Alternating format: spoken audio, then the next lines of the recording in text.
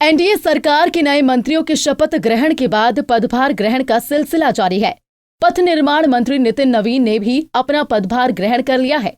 नितिन नवीन पिता नवीन किशोर सिन्हा की तस्वीर के साथ अपने चैम्बर में पहुंचे। अपनी कुर्सी के पीछे लगे वॉल यूनिट पर तस्वीर रख के माल्यार्पण करने के बाद ही वो कुर्सी पर बैठे। पथ निर्माण विभाग के प्रधान सचिव अमृतलाल मीणा ने उनका गुलदस्ता देकर स्वागत किया। नितिन नवीन ने वैदिक मंत्रों के उच्चारण के साथ ही पदभार ग्रहण किया। नवीन ने कहा कि बीजेपी के घोषणा पत्र के मुताबिक 19 लाख रोजगार मुहैया कराना सरकार की प्राथमिकता रहेगी। मैंने शुरू में ही कहा कि जो माननीय हमारे प्रधानमंत्री जी का सपना रहा, माननीय नीतीश कुमार जी ने जिस प्रकार से बिहार में काम किया, दोनों ही विषय पर बड़ा स्पष्ट था कि हम युवाओं को आत्मनिर्भर बनाएंगे और स्वरोजगार के साथ साथ खुद रोजगार देने वाला बने। तो निश्चित रूप से उस क्षेत्र को हम लोग अपने विभाग से भी कैसे अधिक से अधिक संचालित कर सकते हैं।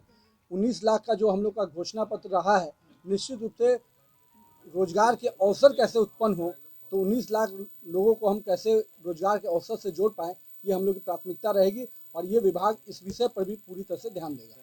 पथ निर्माण विभाग में अपनी प्राथमिकता को लेकर नितिन ने अपने विचार साझा किए। नितिन नवीन ने कहा कि वो बजट सत्र के बाद सभी योजनाओं की समीक्षा करेंगे, इसके बाद ही निर्णय लेने की स्थिति में होंगे। नवीन ने कहा कि प्रधानमंत्री नरेंद्र मोदी के आत्मनिर्भर भारत और मुख्यमंत्री नीतीश कुमार के विकसित बिहार के सपनों पर वो काम करेंगे। नवीन ने कहा कि सरकार में अनुभव और युवा जोश का मिश्रण है।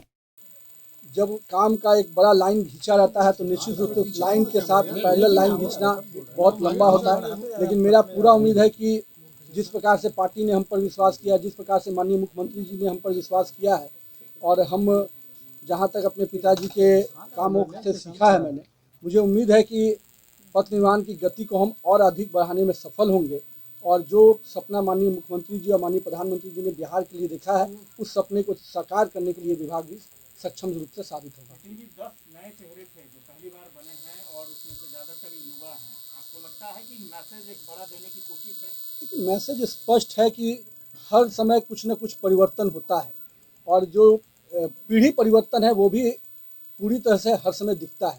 हमारे सरकार ने बड़ा स्पष्ट रूप से अनुभव और युवा जोश को मिश्रण है।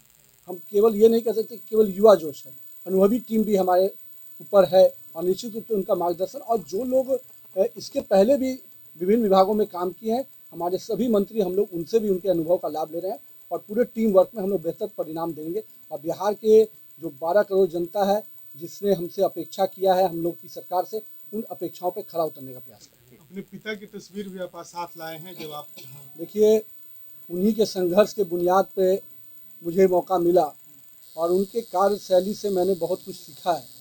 तो निश्चित रूप से उनकी तस्वीर कहीं ना कहीं मेरे लिए उस संकल्प के बराबर है ताकि अपने आप को जिस 15 वर्षों में मैंने पारदर्शी तरीके से काम किया है, आगे भी अपने इस विभाग में भी उसी पारदर्शी तरीके से काम करूं और निश्चित रूप से बिहार के विकास और सेवा भाव से जोड़कर 19 लाख रोजगार मुहैया कराने का वादा बीजेपी ने चुनाव के दौरान किया था। अगर इन वादों को पूरा नहीं किया गया तो आने वाले वक्त में बीजेपी को युवाओं का गुस्सा झेलना पड़ सकता है। साथ ही आने वाले वक्त में बिहार में एनडीए के नेताओं के कथनी और करने की असलियत का भी पता चल जाएगा। पंजाब केसरी टीवी के लिए पटना से संजीव कुमार की रिपोर्ट।